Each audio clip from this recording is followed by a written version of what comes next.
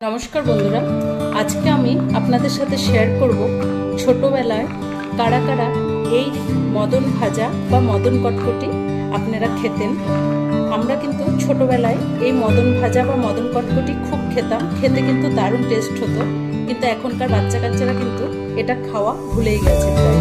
তো সেই রেসিপিটি আজকে আপনাদের সাথে শেয়ার করব, মুচমুচে খাস্তা মদন কটকটি বা মদন ভাজা। তো আজকে এই মদন ভাজাটা আমি কিভাবে বানিয়েছি আর সেটা খেতে কিন্তু একদম মুচমুচে ক্রিস্পি আর খেতে দারুণ টেস্ট হয়। তো এই মদন ভাজা কিভাবে বানিয়েছি সেটাই আজকে আপনাদের সাথে শেয়ার করব। তো চলুন একবার আপনারাও দেখে নিন আজকের এই মদন ভাজা রেসিপি। নমস্কার বন্ধুরা, আমি সুজাতা, আপনাদেরকে সুজাতাস কিচেনে অনেক অনেক স্বাগত। এই মদন ভাজা বা গাট্টা ভাজা যেটাই বলুন সেটা বানানোর জন্য প্রথমে এরকম একটা বাসন নিয়ে নিলাম। এবার এর মধ্যে দিয়ে দেব 1 কাপের থেকে কিন্তু একটু বেশি বেশি করে নিয়েছি, এখানে 250 গ্রাম ময়দা আছে, এর মধ্যে দিয়ে দিলাম। আমি 250 গ্রামের পরিমাপে আজকে এই গাট্টা ভাজাটা বানাবো। এবার আমি এর মধ্যে দিয়ে দেব 1 চামচের মতো জোয়ান বা আজওয়াইন, এটাকে একটু হাতে এভাবে ডলে এর মধ্যে কিন্তু দিয়ে দেব।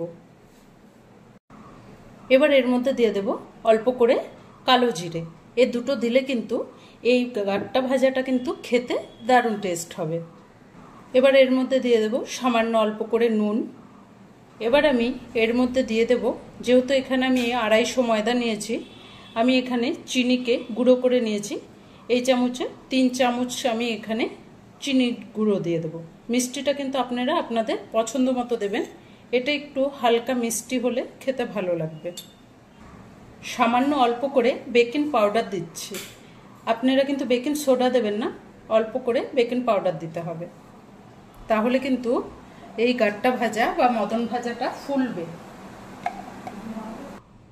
এবার এগুলো সুন্দর করে একসাথে মিশিয়ে নিতে হবে, যেন কোনো কিছু এর মধ্যে একটুকু দানাটা না থাকে। ভালো করে মিশিয়ে দিচ্ছি। এবার আমি এখানে 250 গ্রাম ময়দার জন্য এখানে আমি 25 গ্রামের মতো ঘি দিয়ে দেব। মাপটা আপনারা হাফ কিলো হলে এখানে 50 গ্রাম দিবেন, যেহেতু এখানে 250 গ্রাম ময়দা আছে তাই 25 গ্রামের মতো ঘি দিচ্ছি। ঘি আবার বেশি হয়ে গেলেও কিন্তু খেতে এটা ভালো লাগবে না, আর কম হলেও কিন্তু ময়মটা ভালো হবে না। এই মদন ভাজা বা গাট্টা ভাজা যেটাই বলুন, এটা কিন্তু ময়মটা সুন্দর করে দিলে তাহলে কিন্তু একদম ভেতর থেকে খাস্তা কুরকুরে খেতে কিন্তু খুব ভালো লাগবে, আর ঘিয়ের ফ্লেভারটা এটার মধ্যে কিন্তু খুব সুন্দর যাবে। তো সব কিছু একসাথে ভালো করে কিন্তু ময়ম দিয়ে নিতে হবে।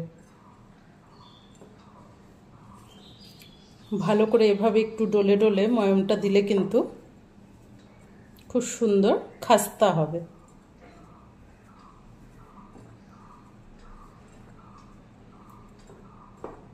এভাবে মাখতে মাখতে হাতে কিন্তু ময়দাটাকে নিয়ে এভাবে মুট করবেন। তখন যদি এইভাবে ভেঙে যায় তাহলে ভাববেন যে ময়মটা কিন্তু ঠিক করে হয়নি, তাহলে কিন্তু আরেকটু ঘি দিয়ে কিন্তু মাখতে হবে। তো আমার কিন্তু ময়মটা সুন্দর করে দিয়ে দেওয়া হয়েছে। ভালো করে ময়ম দিয়ে এখানে আমি অল্প করে দুধ দিয়ে দেব। আমি এখানে এরকম ছোট কাপের হাফ কাপের থেকে একটু বেশি করে দুধ নিয়েছি, এখানে অল্প করে দুধ দিলাম। প্রথমে অল্প দিলাম, দিয়ে এবার এটাকে কিন্তু ভালো করে মাখিয়ে নিতে হবে। এই দুধটা দেওয়ার কারণে কিন্তু এটা খেতে কিন্তু দারুণ টেস্ট হবে।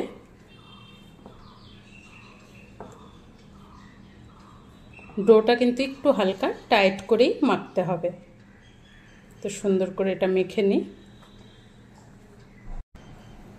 এটা কিন্তু মাখতে মাখতে আমার কিন্তু অতটুক দুধ দিয়ে কিন্তু এটা সুন্দর করে কিন্তু মাখা হয়ে গেছে। যেহেতু এটাকে কিন্তু একটু টাইট করেই মাখাতে হবে, তাহলেই কিন্তু এই মদন ভাজা খেতে কিন্তু দারুণ হবে।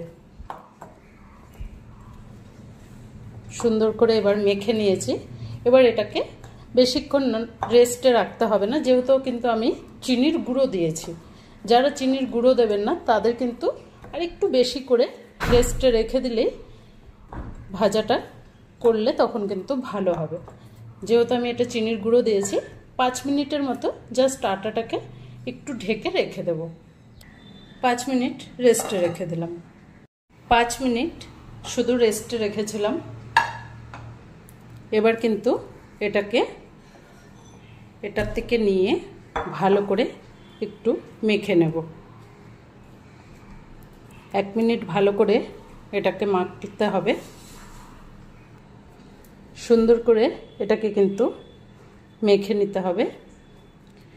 এবার এটা 3 ভাগে ভাগ করে নেব। 1 ভাগ রেখে এটাকে এবার বেলবো।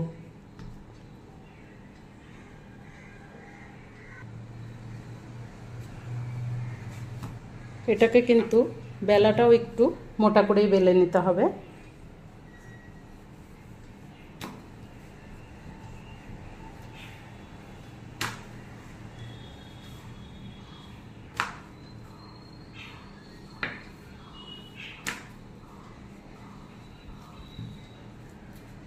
এর থেকে আর বেশি পাতলা করব না। দেখুন ঠিক এভাবেই বেলে নিলাম।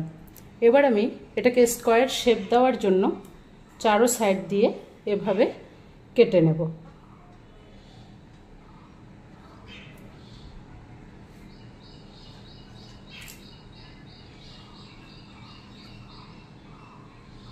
এভাবে সুন্দর করে উঠিয়ে নেব। এগুলো দিয়েও কিন্তু আবার বানিয়ে নেব। ঠিক এরকম শেপ দিয়ে নিয়েছি। এবার এটাকে এভাবে কেটে নেব।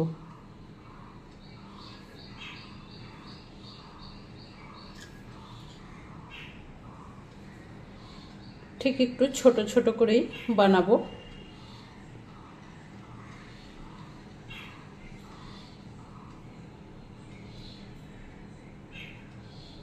আপনারা এখানে হালকা কিন্তু ময়দাও ছিটিয়ে দিতে পারেন, কিন্তু ময়দাটা দিলে তেলটা কিন্তু একদম কালো হয়ে যাবে। সে কারণে কিন্তু আমি ময়দা দিইনি, এভাবে এমনি কেটে নিচ্ছি। দেখুন কত সুন্দর করে কিন্তু কাটা হয়ে গেছে। এবার এগুলোকে একে একে প্লেটে উঠিয়ে নেব। সবগুলো শেপটা দেখুন ঠিক এরকম কিন্তু একটু একটু মোটা রেখেছি। এটা ফুলে কিন্তু আরেকটু বড় হয়ে যাবে। এটা বানানো কিন্তু খুবই ইজি, দেখলেই বুঝতে পারছেন। ঠিক এভাবেই কিন্তু সবগুলো আমি একভাবে কেটে নেব। সবগুলোকে কিন্তু আমি একইভাবে বেলে একইভাবে শেপ দিয়ে নিব। দেখতেই পেলেন কতটা তাড়াতাড়ি কিন্তু এটা বানানো যায়। আমার রেসিপিগুলো আপনাদের কাছে কেমন লাগছে কমেন্ট করে কিন্তু অবশ্যই জানাবেন। ঠিক একইভাবে এভাবেই কেটে নেব। যেগুলোকে আমি সাইডে বাদ দিয়ে রাখছি সেটাকে কিন্তু আবার লেচি কেটে বানিয়ে নিচ্ছি।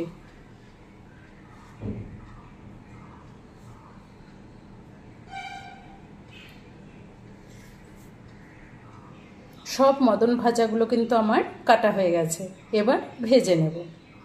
এখানে তেল বসিয়ে দিয়েছি, কিন্তু তেলটা প্রথমে ভালো করে হিট করে নিতে হবে, তারপরে কিন্তু ফ্লেমটাকে একদম কমিয়ে রাখতে হবে। এবার আমি এর মধ্যে সব মদন ভাজার শেপগুলোকে একে একে ছেড়ে দেব।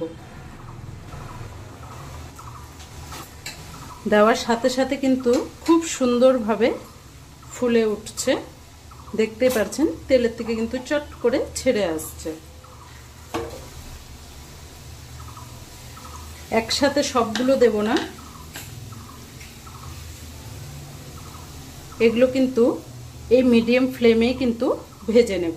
ধীরে ধীরে ভাজলে এটা কিন্তু ক্রিস্পি খাস্তা খুব সুন্দর হবে। দেখুন দেওয়ার সাথে সাথে কি সুন্দর করে তেলে ভেসে উঠছে। দেখতেই পাচ্ছেন কতটা সুন্দর কিন্তু ফুলে উঠেছে।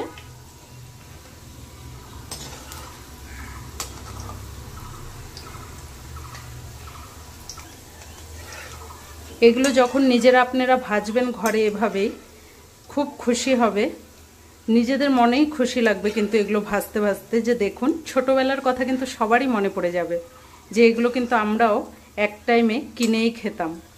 এখন যখন নিজেরা ঘরে বানাবেন নিজেদের কিন্তু খুব ভালো লাগবে। দেখুন কত সুন্দরভাবে ফুলে ফুলে, দেখুন কতটা সুন্দর লাগছে। এটা কিন্তু সুন্দর একদম খাস্তা ক্রিস্পি হবে। ধীরে ধীরে কিন্তু এভাবেই ভাজতে হবে। 2 থেকে 3 মিনিটের মধ্যে কিন্তু এগুলো ভাজা হয়ে যাবে। ভাজতে ভাজতে কিন্তু কালারটা কিন্তু ঠিক সুন্দর চলে এসেছে। তো এভাবেই কিন্তু এগুলোকে এবার উঠিয়ে নেব। দেখুন কতটা মুচমুচে হয়েছে। এটা কিন্তু ঠান্ডা হলে আরো খাস্তা হয়ে যাবে।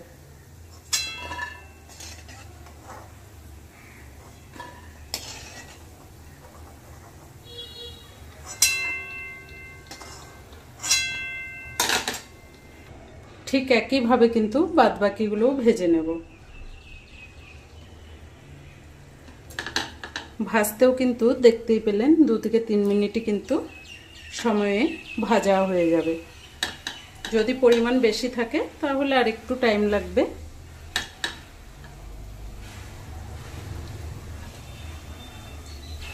ঠিক একই রকম কিন্তু মিডিয়াম ফ্লেমে এটাকে ভেজে নিতে হবে। তাহলে এগুলোও ভেজে নিই।